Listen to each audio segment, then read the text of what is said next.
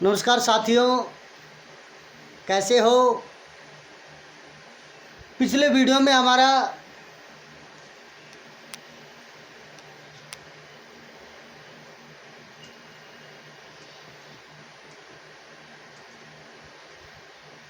उच्चारण स्थान वर्णानाम उच्चारण स्थानानि ये प्रकरण चल रहा था। वर्णानाम उच्चारण स्थानानि, वर्णानाम उच्चारण स्थानानि। मैं हूं आपका सुपरिचित रतनलाल शास्त्री। आपके ही अपने संस्कृत व्याकरण ज्ञान गंगा चैनल में आपका स्वागत करता हूं। आज के इस प्रकरण में,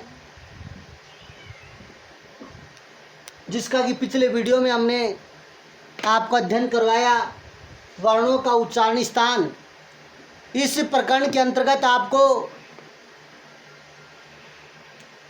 संस्कृत व्याकरण में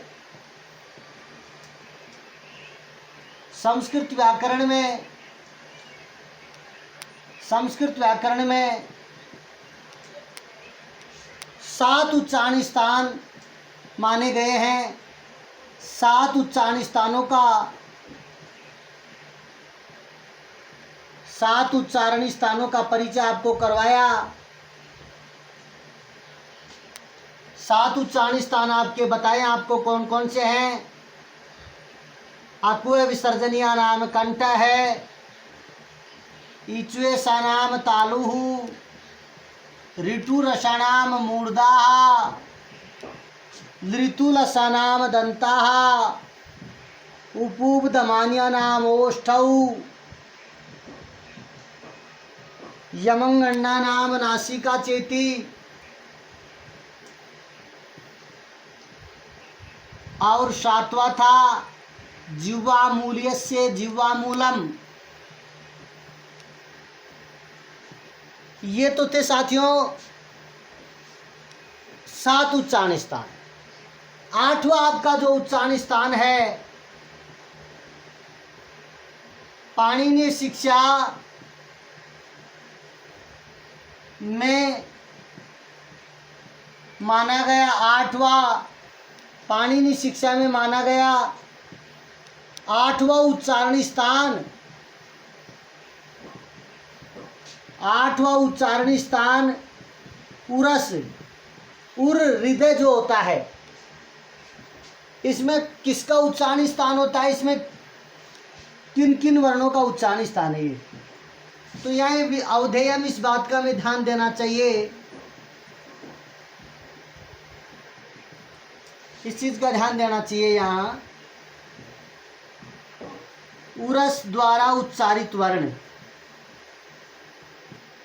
उरस द्वारा उच्चारित वर्ण, उरस द्वारा कौन से उच्चारित वर्ण है। देखो,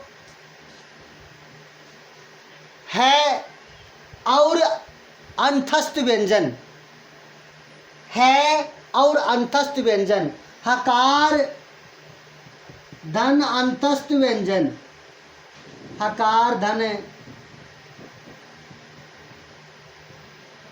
अंतस्थ व्यंजन, हकार धन अंतस्थ व्यंजन, और हकार धन अनुनासिक व्यंजन, हकार धन अनुनासिक व्यंजन। इन दोनों के संयुक्त रूप के उच्चारण, जो इन दोनों का संयुक्त रूप से उच्चारण होता है, ऐसे वर्णों का उच्चारण स्थान उरस कहलाता है। है और अंतस्थ, है हकार में अंतस्थ व्यंजन को आप मिला देंगे तो उसका उच्चारण स्थान उरस होता है। यदि हकार में आप अनुनासिक व्यंजन मिला देंगे तो इसका उच्चारण स्थान क्या हो जाएगा, आपका उरस हो जाएगा। जैसे है इन दोनों के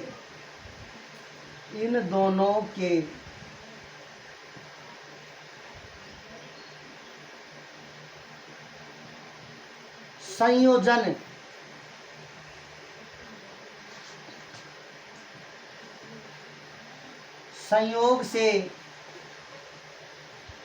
संयोग से उत्पन्न वर्णों का उच्चारण स्थान उरस होता है, उरस होता है। देखेंगे ध्यान से, है में अंतस्थ मिल जाए। जैसे एक उदाहरण लिखता हूँ मैं आपको, यहाँ कुछ उदाहरण है। जैसे है, इसमें अनुनासिक मैं मिला दिया गया, इस है में अनुनासिक मैं मिला दिया हमने, तो ये आपका हो गया हम। ये देखो हम।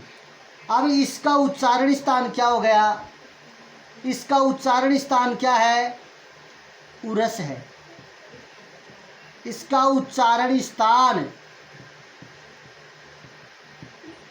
इस वर्ण का उच्चारण स्थान क्या हो जाएगा आपका? उरस है। अब जैसे जी अंतस्थ व्यंजन मिलाओ, इसमें है में ये मिलाओ, है में वह मिलाया, है में रे मिलाया आपका, है में ल मिलाया आपका।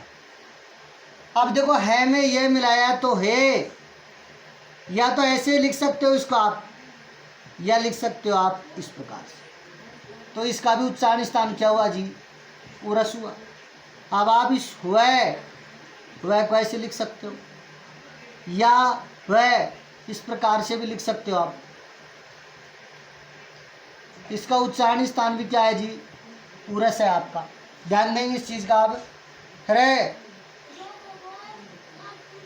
ये है और रे, अब इसमें देखो, इसको इस प्रकार भी लिख सकते हैं आप, रे, और इसका भी उच्चारण स्थान क्या होता है जी? उरस होता है। अब इसमें देखो, यह हल आधा है और लय, इसका भी उच्चारण स्थान क्या होता है जी आपका? उरस होता है। इसका उच्चारण स्थान क्या होता है जी आपका? उरस होता है। इस चीज का ध्यान देंगे आप। है हकार में यदि अंतस्थ व्यंजनों का आप मेल करा देंगे, हकार में यदि अनुनासिक व्यंजनों का आप मेल करा देंगे, तो इन दोनों के संयोग से जो व्यंजन बनेगा उनका उच्चारण स्थान आपका उरस होगा। ध्यान दें, हकार में अंतस्थ व्यंजनों का संयोग करा देने से एवं हकार में अनुनासिक मैं का संयोग करा देने से जो संयुक्त व्यंजन का निर्माण होता है, उस व्यंजन का उच्चारण स्थान उरस होता है। उसका उच्चारण क्या होता है आपका? उरस होता है। ध्यान देंगे, जैसे हमने है में मैं मिलाया हम, इसका उच्चारण स्थान उरस हुआ।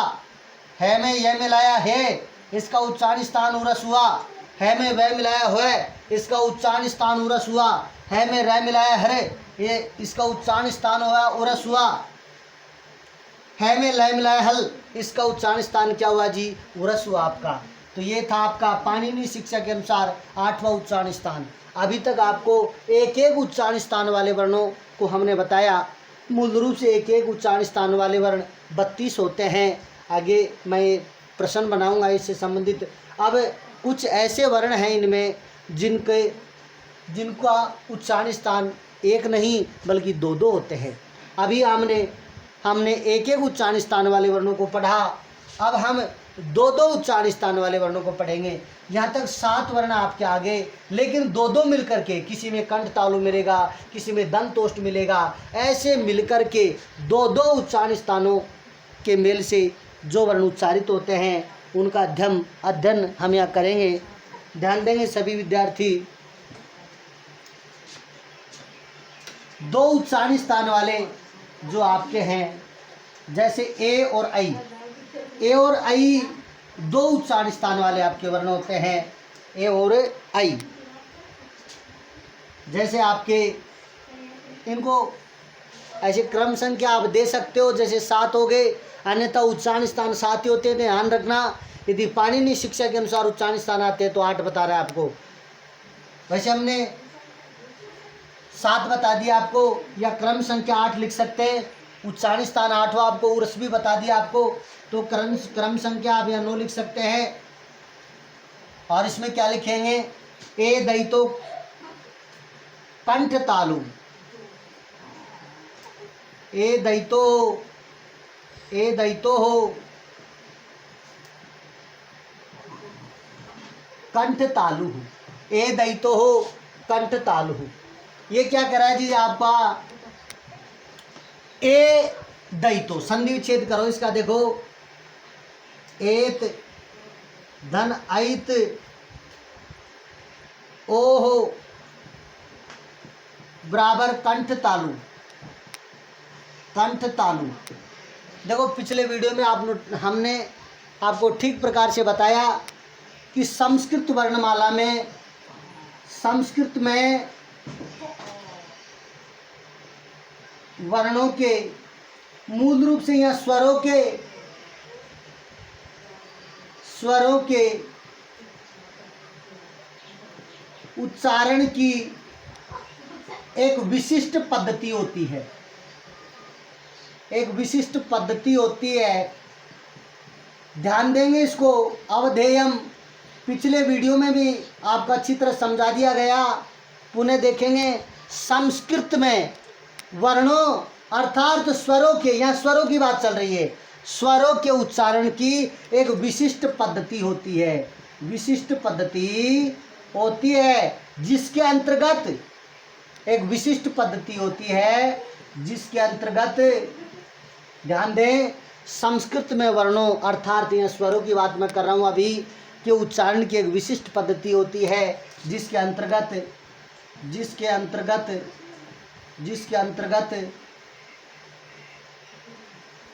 किसी भी स्वर के उच्चारण हेतु उसके आगे तय वर्ण का संयोजन कर दिया जाता है, तय वर्ण का संयोग कर दिया जाता है,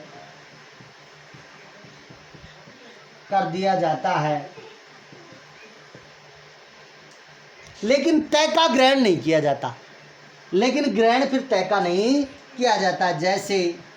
जैसे मैंने आपको कल बताया था अत, यहाँ जैसे आपको व्याकरण की परिभाषा में अत आ गया कहीं, तो अत का अर्थ क्या होता है जी? अत का मतलब है ए। अत में आपको ए ग्रहण करना, ये अत बोलने के लिए है, केवल एक उच्चारण की विशिष्ट पद्धति है जिसके अंदर स्वर के उच्चारण है तो उसके आगे तय जोड़ दिया जाता है, तय वर्ण जोड़ेंगे बस। अत का अर्थ होता है ए। आत का अर्थ होता है क्या जी? यहाँ आत का अर्थ है आ।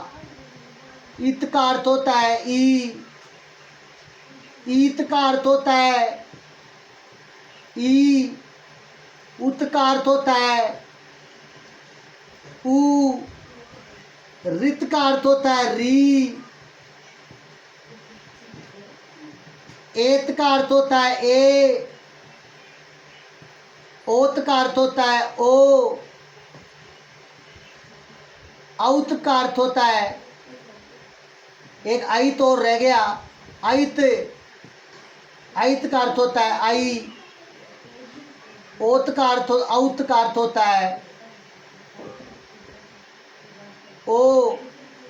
ऊत का अर्थ होता है यहाँ ऊ। तो ये सारी चीजों को आप ध्यान देंगे तो ये क्या कह रहे हैं, ये देखो जसत्व संधि है। आपको संधियों का अध्ययन इस प्रकार से कराया जाएगा कि आप यदि यहाँ संधि पढ़ते इस चैनल के माध्यम से, जीवन में आप उन संधियों को कभी नहीं भूल सकते हैं, इसकी मैं आपको गारंटी देता हूँ। नहीं तो देखो जसत्व संधि है।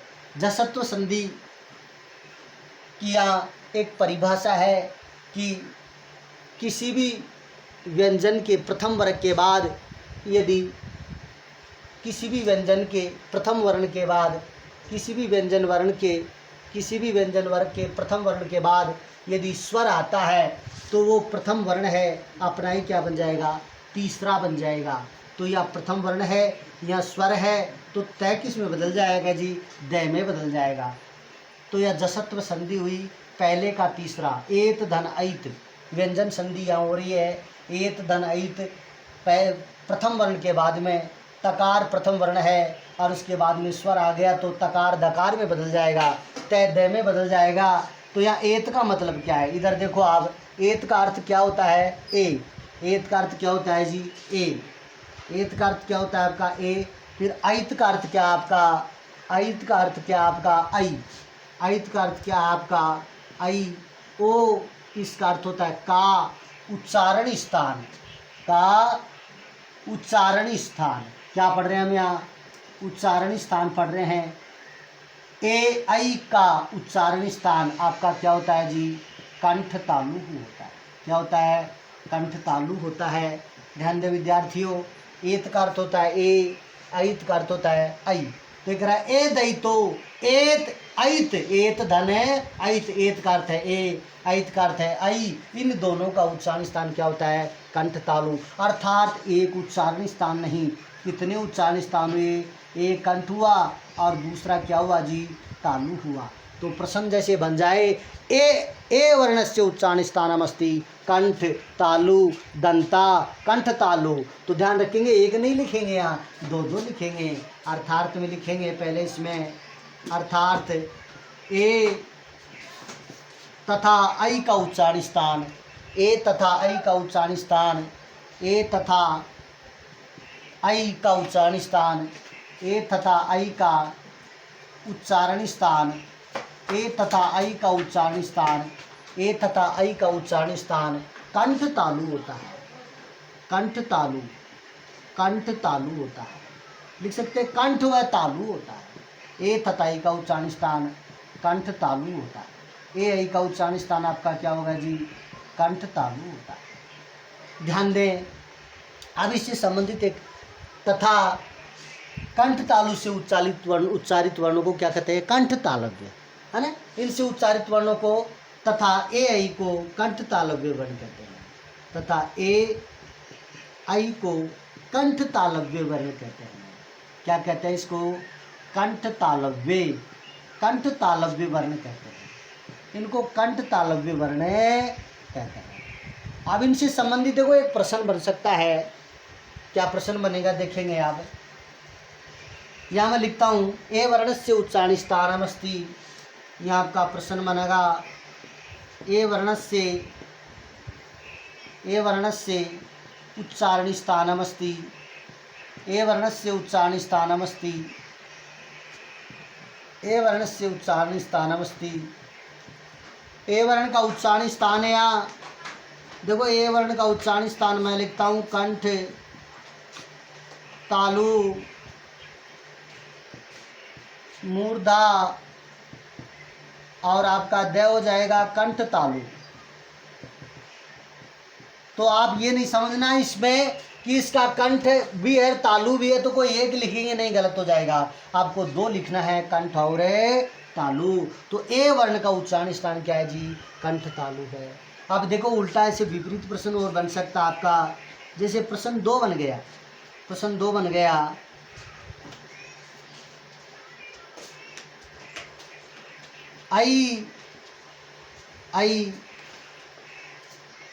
ऐ अस्ति,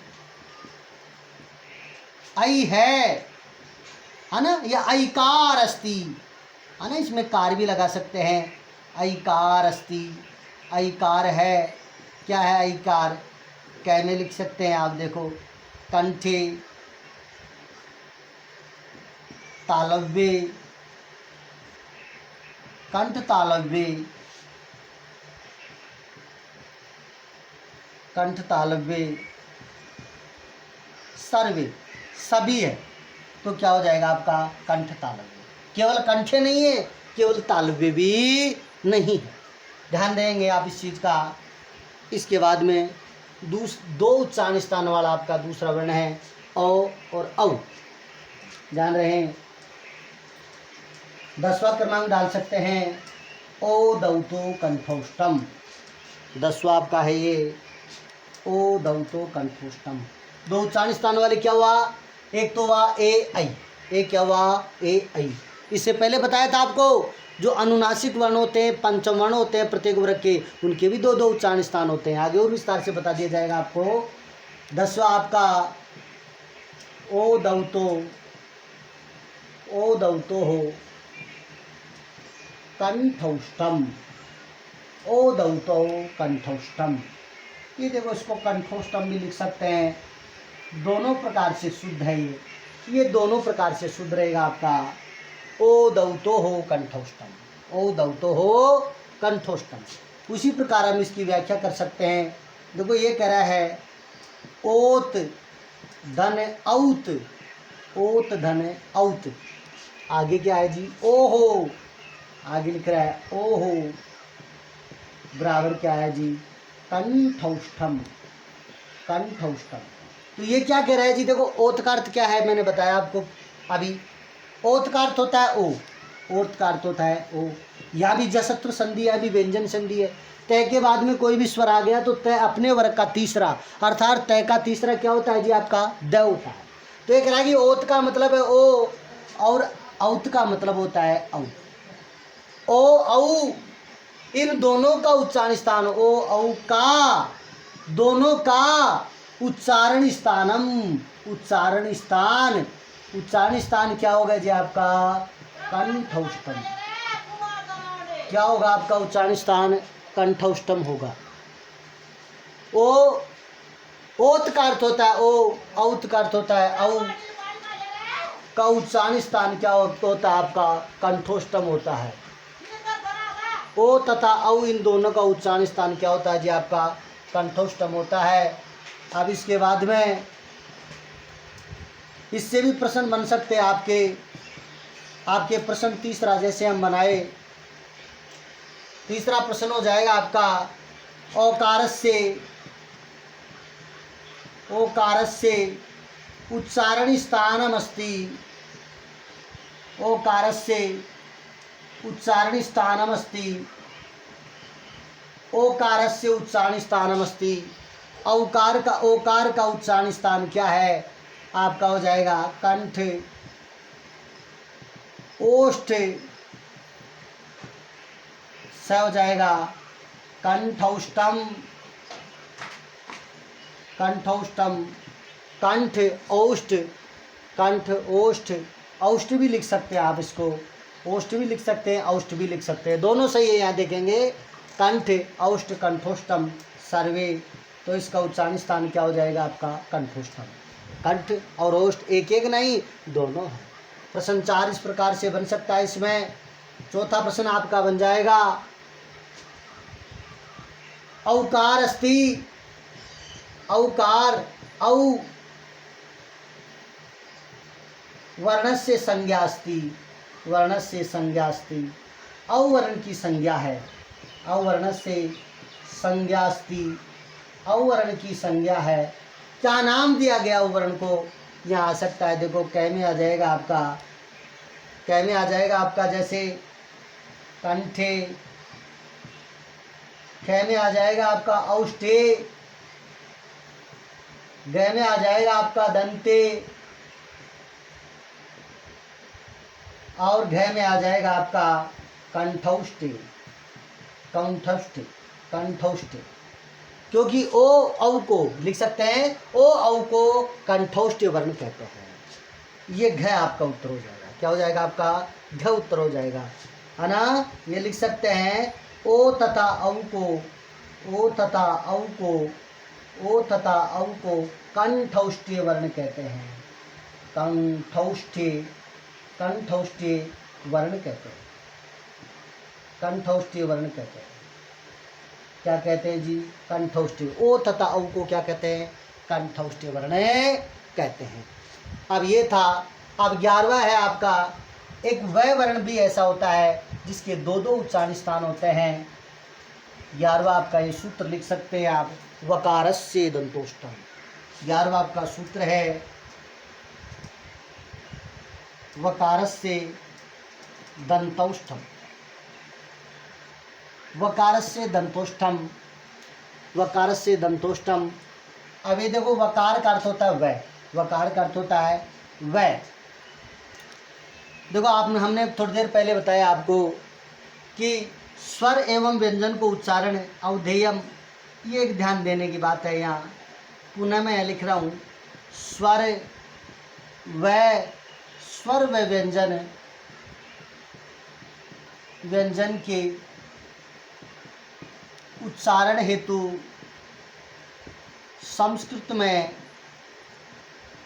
संस्कृत में दो विशिष्ट पद्धतियों, दो विशिष्ट पद्धतियों का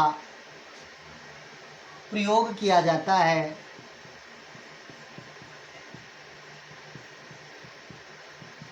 स्वर व व्यंजन के उच्चारण हेतु संस्कृत में दो विशिष्ट पद्धतियों का प्रयोग किया जाता है। कौन सी पद्धति जी? इनमें से पहली पद्धति है, पहली जो पद्धति है, इनमें से जो पहली आपकी पद्धति है वो कौन सी पद्धति है? पहली पद्धति स्वर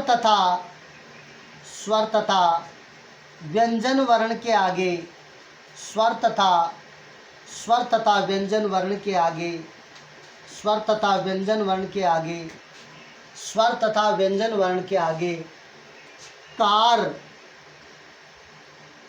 स्वर तथा व्यंजन वर्ण के आगे कार, स्वर तथा व्यंजन वर्ण के आगे कार जोड़कर, स्वर तथा व्यंजन वर्ण के आगे कार जोड़ना। दूसरा इसमें है स्वर वर्णों के आगे तय जोड़ना। क्या जोड़ना जी? तय जोड़ना। अब आप इस पहली पद्धति के अनुसार उदाहरण अभी बताया था थोड़ी देर पहले, पहली वाली पद्धति, पहला वाला उदाहरण है पहली वाली पद्धति। कौन सा उदाहरण है जी? इस पहली वाली पद्धति का उदाहरण मैं आपको बताता हूँ। इसका उदाहरण देखो, इसका उदाहरण बताता हूँ, फिर इसका उदाहरण बताऊँगा मैं आपको। इसका उदाहरण अभी आपको बताया था मैंने। अत का मतलब क्या होता है जी? ए। एत का अर्थ क्या होता है जी? ए। ओत का अर्थ क्या होता है जी? ओ। ये तो था तय। अरे हाँ, ये विपरीत उदाहरण हो गया। यहाँ ये कार लगाना है। देखो यहाँ क्या स्वर और व्यंजन दोनों के आगे कार लगाना है। क्षम्यताम, या कार लगाएंगे। क्या लगाएंगे? जैसे क वर्ण आपने लिखा तो ककार, ककार का मतलब इस का को हटा दो और क्या रह गया? ये क। अब जैसे मान लो हमें स्वर लिखना है अकार, तो इस कार को हटा दो, क्या रह गया आपका? ए। आपको क्या लिखना है? जैसे चकार, इस कार को हटा दो, क्या रह गया आपका? च। हकार, हकार में कार को हटा दिया आपने, क्या रह गया? है। अब ये वाला उदाहरण आप देखेंगे, दूसरा वाला उदाहरण मैंने आपको बता दिया पहले से ही। अब जैसे आपको अत लिखना, अत का मतलब है ए। अत लिखा हुआ, इसका मतलब अत का अर्थ होता है ए। आपके सामने एत लिखा हुआ परिभाषा में, तो एत का मतलब है ए। ओत का मतलब होता है ओ। औत का मतलब होता है औ। ये केवल स्वरों की व्यवस्था है। ये किसकी व्यवस्था है? स्वरों की। और ये किसकी व्यवस्था है जी? आपकी स्वर एवं व्यंजन दोनों की व्यवस्था है। ये स्वर तथा व्यंजन दोनों की व्यवस्था है कार जोड़ करके। तो देखो ये क्या लिख रहा है? वकार। इधर देखो ये लिख रहा है वकार, फिर लिख रहा है शे, बराबर लिख रहा है दंतौष्ठम, दंत धन औष्ठम। यह वृद्धि संधि है। कौन सी संधि है जी? यहाँ वृद्धि। ए और औ दोनों मिलकर के क्या होते हैं जी? औ होते हैं। ये कौन सी संधि हुई आपकी? वृद्धि संधि हुई। ये कौन सी संधि है? वृद्धि। अब ये वकारस से क्या कहता है, इसको देखेंगे ध्यान से। देखो मैंने आपको बताया नीचे अभी लिखा हुआ कि स्वर एवं व्यंजन वर्ण के आगे कार जोड़ देते हैं और उनमें कार को ग्रहण नहीं करते, कार को हटा देते हैं। देखो कार को हटाया। ककार, ककार का मतलब है कार को हटा दो कै। अकार, अकार का मतलब कार को हटा दो ए। चकार का मतलब कार को हटा दो च ग्रहण किया। हकार का मतलब कार को हटाओ है का ग्रहण किया। वकार का मतलब है वह। रिकार का अर्थ है री, इकार का अर्थ है ई। तो वकार से षष्ठी विभक्ति का परिचायक है। किसका? षष्ठी विभक्ति एक वचन। किसका है जी? षष्ठी विभक्ति एक वचन। जैसे राम, तो राम की षष्ठी क्या होती है जी? रामस्य। राम की षष्ठी क्या होती है? रामस्य। अर्थ क्या हुआ? राम से। ये से किसका अर्थ देता है? काका। षष्ठी विभक्ति का परिचायक है ये। तो रामस्य, राम का। इसका अर्थ क्या हुआ जी? राम का। इसका अर्थ हुआ आपका राम का। तो षष्ठी विभक्ति से किस कार्य देता है, षष्ठी विभक्ति एक वचन का, क्योंकि वकार अकारांत शब्द में हमने षष्ठी विभक्ति लगाई तो वो वकार से बन गया। क्या बन गया हमारा, वकार से बन गया। और वकार में कार का लोप किया हमने, अकार का लोप किया इसमें से, तो क्या बचा हमारे सामने जी, वै है ना। व्यंजन वर्णों में अकार उठाते हैं और स्वर वर्णों में क्या उठाते हैं, कार। ध्यान दे, व्यंजन वर्णों में अकार और स्वर वर्णों में कार। ये आपको एक जगह ही करने के लिए कार ही बता दिया मैंने, ध्यान देंगे आप इसका।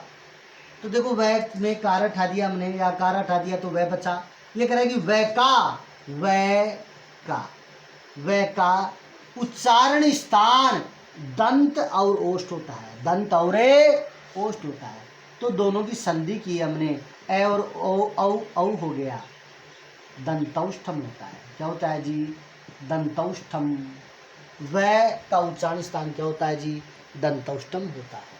तो लिख सकते हैं आप वकार, वकार का मतलब है वह, बताया मैंने आपको। चकार का मतलब चय, अर्थात वकार कोष्ठक में लिखेंगे वह का उच्चारण स्थान, एकमात्र वह का उच्चारण स्थान, वह का। आप बोल के देखो वह, इसमें दांत और ओठ दोनों का संयोग होगा।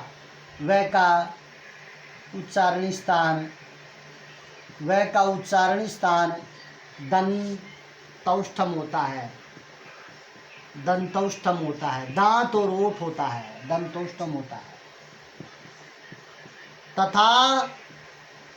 तथा वकार को, तथा वकार, वकार का मतलब है वह को दंतौष्ठ्य वर्ण कहते हैं, दंतौष्ठ्य वर्ण कहते हैं। तथा वकार को क्या कहते हैं जी, दंतौष्ठ्य वर्ण कहते हैं। ध्यान दे, वकार वह का उच्चारण स्थान दंतौष्ठम होता है, तथा वकार वह को दंतौष्ठ्य वर्ण कहते हैं। अब इसके बाद में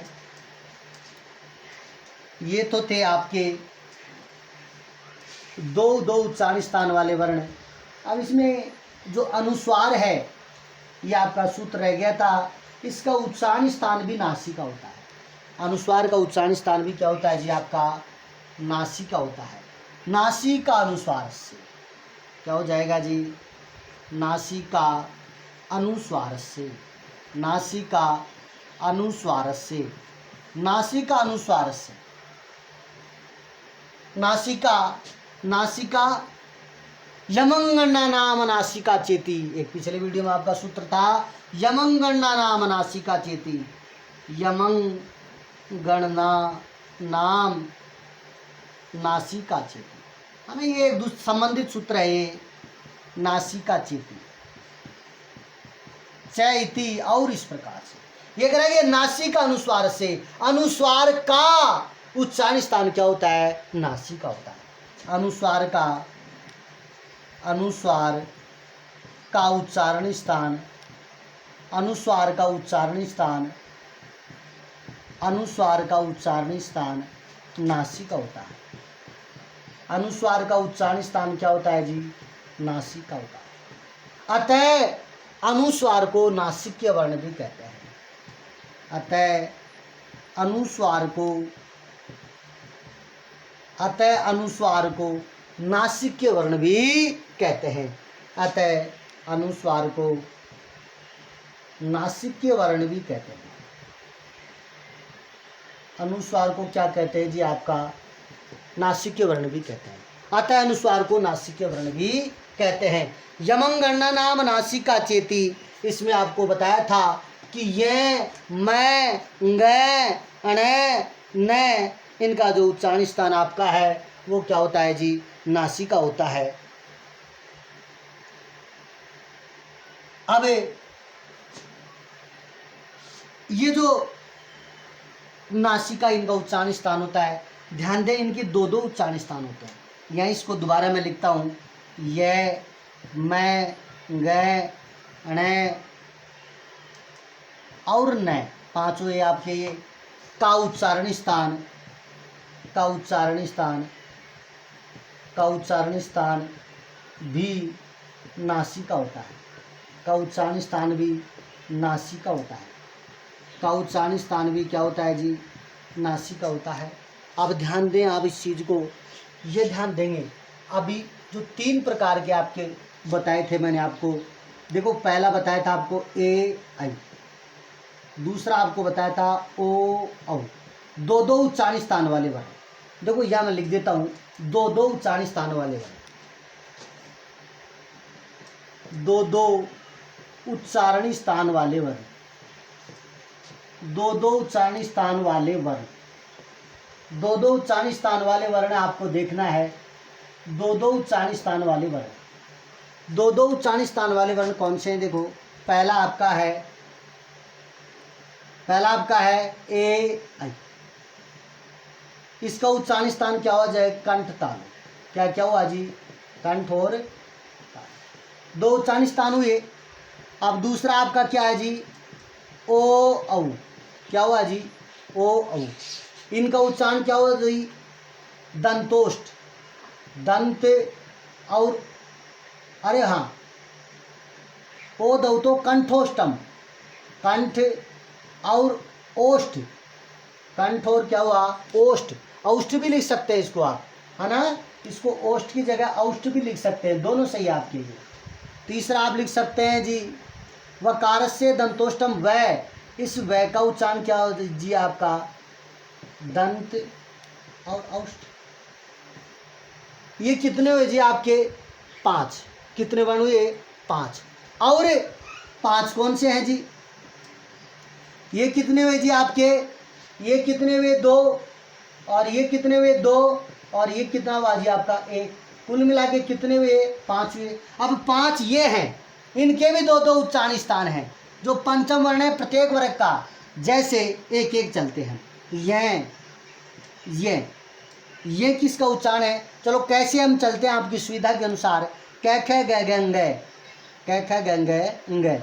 अब इसका उच्चारण स्थान एक तो क्या हुआ जी, देखो एक तो इसका उच्चारण क्या हुआ जी, अकुह विसर्जनीय नाम कंठ है। एक तो कंठ हुआ और एक नासिका हुआ। क्या हुआ जी, कंठ हुआ और नासिका हुआ, कंठ और नासिका हुआ। फिर आपका पांचवा कौन सा है जी, पांचवा कौन सा है जी, ये ये हुआ। अब ये तालु, इचुए सा नाम तालु, च भी हुआ, च वर्ग में भी आता है, ध्यान देखना आप, ये कै वर्ग में भी आएगा आपका, अकुह विसर्जनीय नाम कंठ है, सूत्र में भी अंग आएगा, तो इसका उच्चारण वहाँ क्या हुआ, कंठ। और दूसरे सूत्र ने इसका उच्चारण स्थान क्या बता दिया, नासिका बता दिया। तो इसके 2 उच्चारण स्थान हो गए, कंठ और नासिका। कितना है ये, 1 है।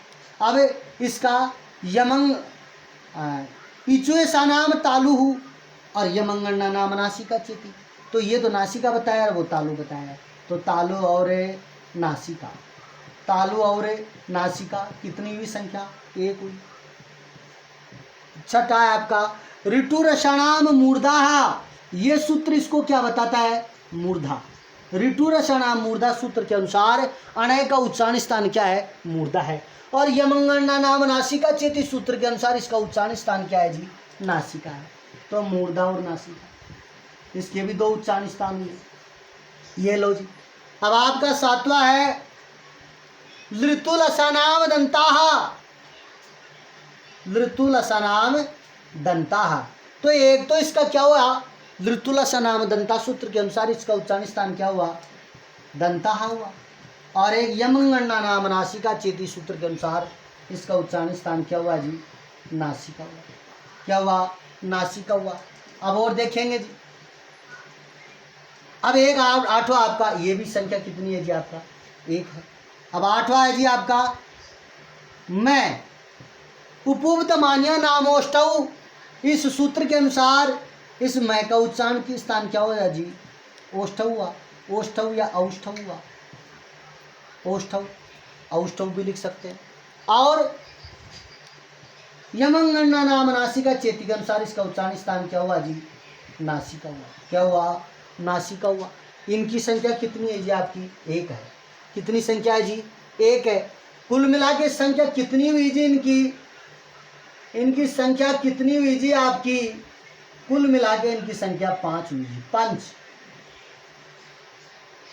ये 5 हुई, 5 वो है, ए आई 2, ओ औ 2 4, एक वह हुआ 5, गए 6, ये 7, अणे 8, न 9, मैं 10। इस प्रकार से प्रश्न बन सकता है आपका कि ऐसे उच्चारण स्थान कौन से हैं, ऐसे वर्ण कौन से हैं जिनके 2-2 उच्चारण स्थान, अर्थात यहाँ ये विशेष रूप से कहा जा सकता है, अर्थात